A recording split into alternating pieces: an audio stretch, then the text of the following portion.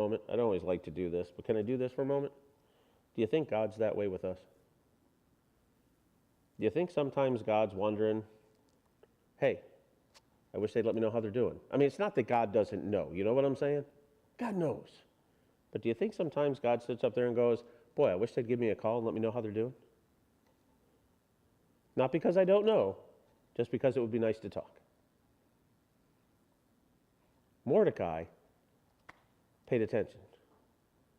And it was for a pretty long time, because notice what it says. Verse 12, now when every maid's turn was come to go to King Ahasuerus, after that she had been 12 months, according to the manner of women, for so were the days of their purifications accomplished, to wit, 6 months with oil of myrrh, and 6 months with sweet odors, and with other things for the purifying of the women. You realize that these ladies had to go to beauty school. And I got thinking about this. Why? Why in the world? Now, Ahasuerus had to understand, I'm going to have a beauty pageant. Oh, yes, but we're going to have to wait a while before it starts. Why? Give me a valid reason. Use some common sense. Give me a reason why it was 12 months. Any thoughts at all? You have to learn the court etiquette. I think that's a great one. We'll just hit that one first. Many of these young ladies could have come from some rural farming community. They might have been a shepherdess. They might have been a farmer. They come into a palace, and you can imagine what it was like for them. They don't know how to present themselves. They don't know the proper way to speak. I mean, I think for us, that would be like this. I mean, if I went over to England and somebody said, hey, you get to go visit the Queen of England today, I would be like, no. I mean, it'd be cool, but no. Because I will say something that will embarrass myself and my country. Somehow, some way, I'm quite sure. You know? I think etiquette is actually a very good answer. Is there was a lot that they needed to understand before they stepped foot in that palace to see King Ahasuerus. We already know what Ahasuerus did to Vashti. Any other thoughts? I think that's a great one.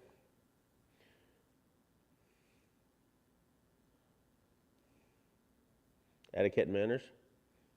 Actually, they were based in these women, with the myrrh and the other silk women for a year. And maybe they did need to have, like we have right guard deodorant and stuff. Maybe with their eating habits and stuff, they needed to smell pretty decent and maybe make their skin of decent texture and subtlety. We know that these would have been considered very attractive young ladies. But I would agree with you. Somebody who's worked out in a field, what might your hands look like? What might your feet look like? Did they need some beauty treatment over the course of time to make them more complete, if you will, in being attractive? Is it possible some of them needed a different diet? Some of them might not have had, wherever they had lived and whatever they had done, maybe they didn't get the right nutrition. Some of them might have just needed, how would we say, just a health check. You know what I mean? I mean, I know from my years of teaching science when we learned about vitamins, you don't get enough vitamin C, you're going to end up with scurvy. That's what, the sailors always used to say, you scurvy scalawag. No vitamin C, you get scurvy. It's some kind of, I forget the deficiency, what it causes. It's been too long since I taught biology. But you get my point. Or rickets from not having enough vitamin D. Maybe we needed to make sure that health-wise, let's be honest. Do you think that over the course of the year, and that this is just another side thought that the Bible doesn't say, do you think the number of women was whittled down? Do you think that's a probability? That as time, because I've thought about this. If some people say that there were up to 400 women, as we keep reading, each woman gets a day. That's over a year of interviews for Ahasuerus. Hope he's got his docket clear. My belief is that a good number of those women were weeded out in the next 12 months. Because although this started as a beauty pageant, you know what the king isn't going to tolerate? and I want to say this carefully, he's not going to tolerate a mouthy young lady. You know what? You might be pretty, but you're out. And you know what? Ahasuerus isn't going to make those decisions. Because if this keeper of the women starts sending these ladies to Ahasuerus and there's problems, who do you think Ahasuerus is going to hold accountable for it? Yeah, you, come here. I think there's a lot of different things. Didn't even mention this one. How many of them do you think needed some language lessons? What did it say? From India to Ethiopia? I think it would be silly to believe that everybody spoke, oh, good night. I don't even know what the Persian language would have been called. Whatever language they spoke, I'll go with Persian. I'm going to guess that people way over here in India still had whatever language they spoke predominantly. Now, some of your really well-to-do people probably were able to speak more than one language. But many people, no. There probably was some literacy training. Again, king doesn't want the worst, which leads us to another over-spiritualization for a moment. This one for me here has a lot of them, so I don't know. That's why you get them tonight.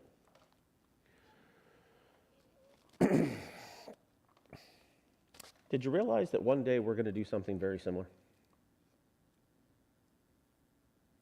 That one day we're going to stand before God on his throne.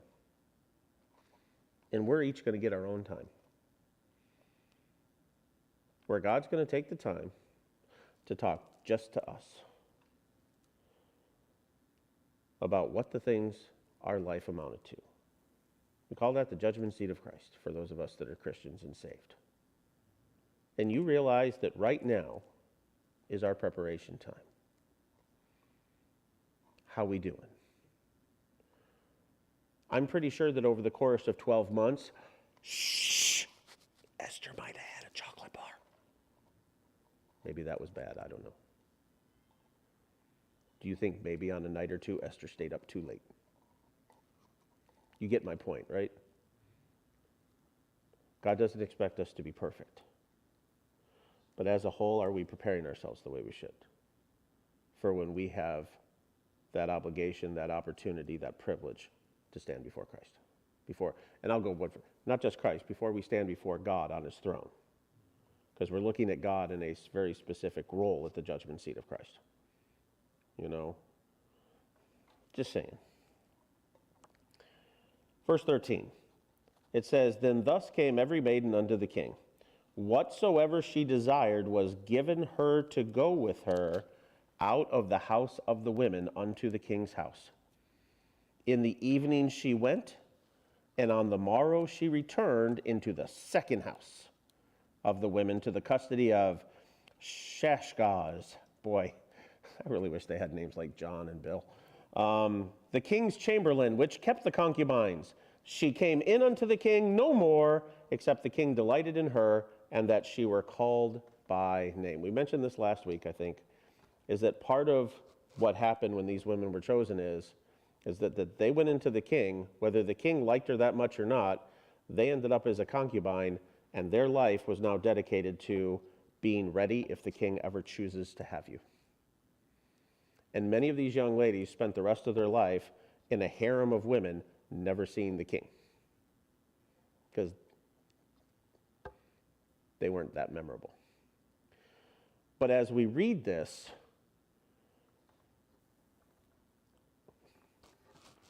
we'll say this carefully. They spent the night with King Ahasuerus. What do you think was expected? I think we can leave that one there. What was the expectation?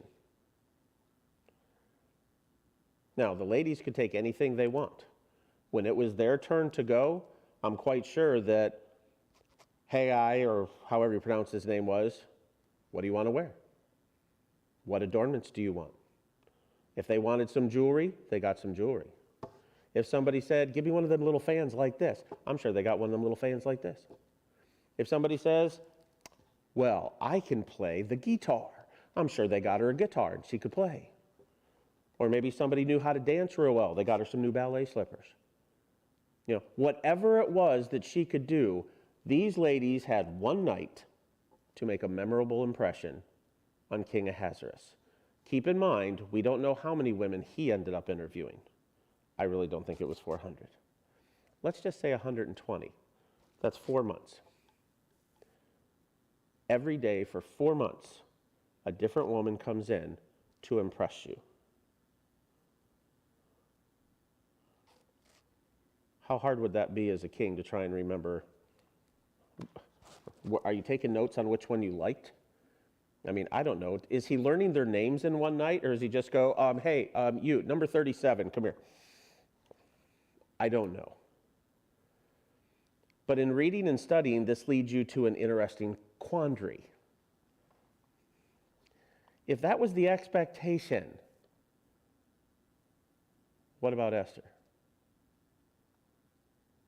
That puts us in an interesting thought, doesn't it?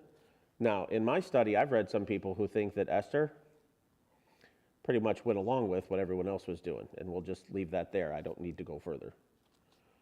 But I'm going to tell you, I don't believe that's true. I don't believe that Esther would have been immoral. Now, the Bible doesn't give us any indication of what is said, but I do want to tell you why I base my belief on that. Let's take a look at verse 15. It says, "Now, when the turn of Esther, the daughter of Abihail, the uncle of Mordecai, who had taken her for his daughter, was come to go in unto the king, she required nothing but what Haggai the king's chamberlain, the keeper of the woman, appointed." This guy already thought Esther was the best. And as she's coming forward for her turn, he says, "I've saved the best for you. What do you want?" And she goes, "Nothing more than what you need to give me." Now I want you to think about that. As I read that, now I'm quite sure that this chamberlain dressed Esther very nicely. I'm sure her hair was done. But I don't see her saying, "I'm going to go perform a dance. I'm going to go sing a song. I'm going to go play the guitar. I'm going to go tell massive amounts of stories." You know what I think Esther had?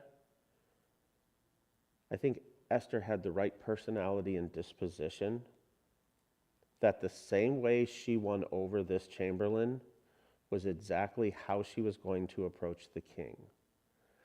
And I am going to say that I believe, can't prove it, that Esther went in there with every intention and every understanding that I'm not going to do this. And I know what the consequences could be. And I will take those consequences. Are you following me? Now you say, what do you base that on? I base that on the character of Esther as shown to us in the rest of the book. That's all I have to go on. Are you with me? The Bible doesn't have a problem calling out people for their sin. David's a man after God's own heart. Does God have a problem telling us about David's, imperfections and his issues and his problems and his sin? Doesn't it all? From what we see with Esther, I think Esther was like a Daniel. I think Esther was like a Joseph. Although the Bible might not say it specifically, I think she went in there knowing what the consequences would be if she did not do what the king expected of her. But I want you to notice, this is what it says in verse 16. "So Esther was taken unto King Ahasuerus into his house, royal in the 10th month, which is the month Tabath, in the 7th year of his reign." Now notice again, 7th year of his reign. It was in the 3rd year that he got rid of Vashti. Right? A couple years he goes off to war. We've been over a year in preparation since the beauty pageant was started.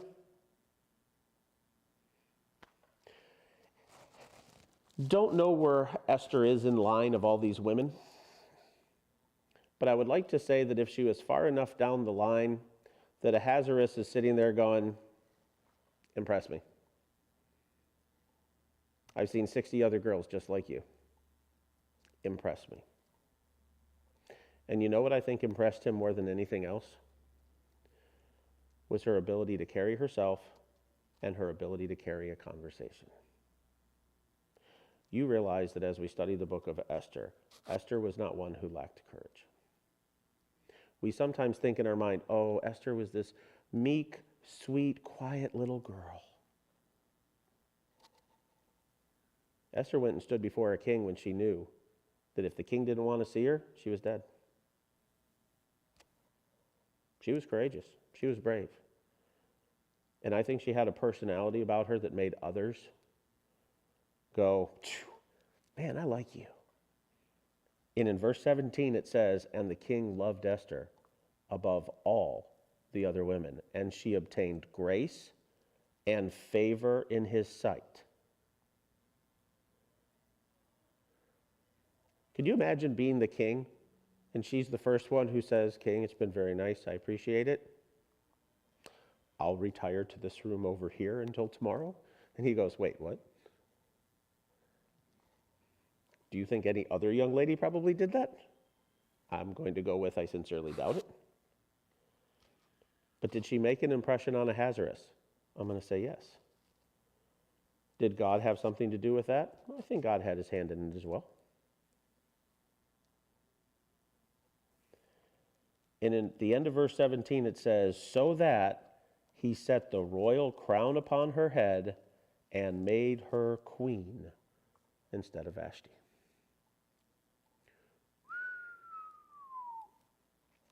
That's pretty good, isn't it? Matter of fact, this is how excited Ahasuerus was. It says in verse 18 that the king made a great feast. We learned in chapter 1 the king's really good at parties. Unto all his princes and his servants, even Esther's feast. Isn't that nice? You got a whole feast named just after you. It says, and he made a release to the provinces and gave gifts according to the state of the king.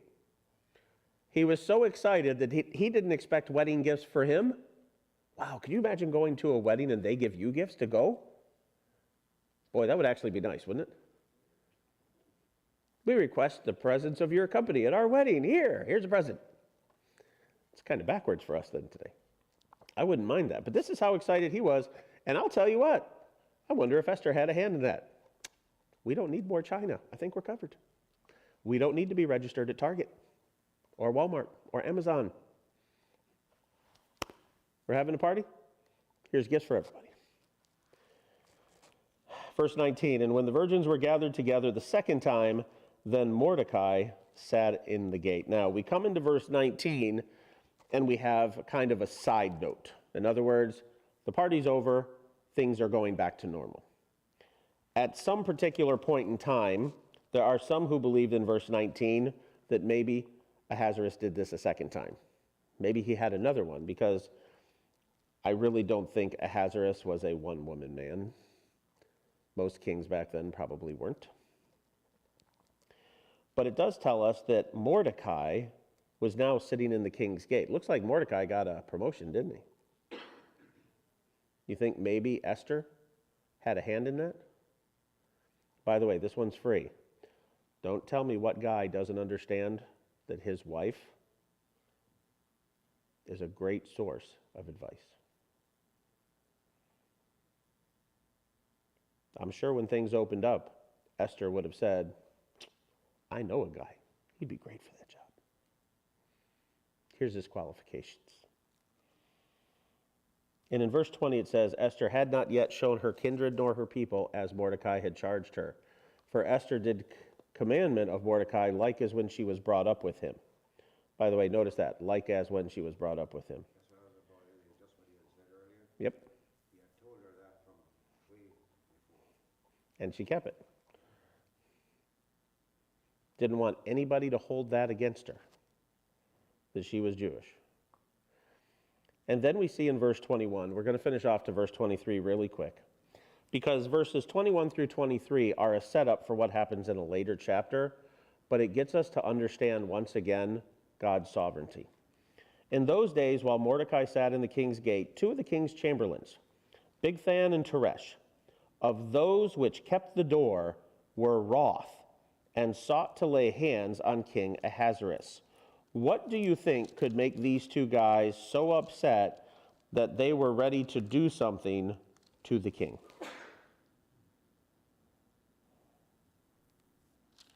Any thoughts? I can give you a couple. Maybe he beat them. Maybe they were treated poorly. Absolutely. Maybe they weren't happy with everything that had happened. Maybe they were big fans of Vashti and really thought she got cheated. And they've just been biding their time and waiting. Maybe they didn't like Esther. Couldn't believe that he got another queen. Maybe somebody paid him off. But I'm going to go one step further. Although I don't believe, and I don't think any of us believe, I don't believe it's scriptural, there's no way, shape, or form that it is, we know that the devil is not omniscient. The devil does not know everything. The devil cannot tell you what's going to happen tomorrow. But is the devil stupid, like many times we tend to want to portray him? He's delusional. There's a difference. He thinks he can win. There's a difference. But the devil's not stupid. Do you think the devil realized this isn't good? You've got Esther in the palace. We need to fix this. What would be an easy way than to go ahead and kill the king? I don't know. But here's what we see in verse 22. And the thing was made known to Mordecai, who told it unto Esther the queen, and Esther certified the king thereof in Mordecai's name. And when inquisition was made into the matter, it was found out. Therefore they were both hanged on a tree, and it was written in the book of the Chronicles before the king. Mordecai was listening and looking out, not just for Esther, but for the king. And when he heard of this plot, he makes sure Esther knows. Esther makes sure Ahasuerus knows that it's this gatekeeper Mordecai who passed on this information. And it tells us at the end, it says it was written in the book of the Chronicles before the king. In other words, we need to write that down in the ledger. We need to write that down in what's happening today. This is going in our daily journal. We're going to put that on a shelf. And unfortunately, that's where it stayed. Now, for those of us who have read the book of Esther numerous times, we know that that book's going to come off the shelf soon. Well, not soon. Several years down the road, it's going to come off the shelf, and it's going to be very important. And the Bible tells us this now because it's setting us up, because God's telling us, I got it all under control. The devil doesn't know what's happening, but I do. And I got a plan, and it will work out the way I need it to work out. And that's the way we need to remember with our lives. God has a plan. We need to do what's right. And if we're doing what's right, God will make sure the things that need to work out are going to work out. Next week, we'll get into chapter 3. And I think in chapter 3, we're going to get introduced into Haman, which that'll be fun, I'm sure. We'll take a look there. Heavenly Father, we're grateful for your love to us and the study that we have. Lord, I pray that you'd help us to love you more, that we would be getting ourselves ready to meet you one day. In Jesus' name, amen.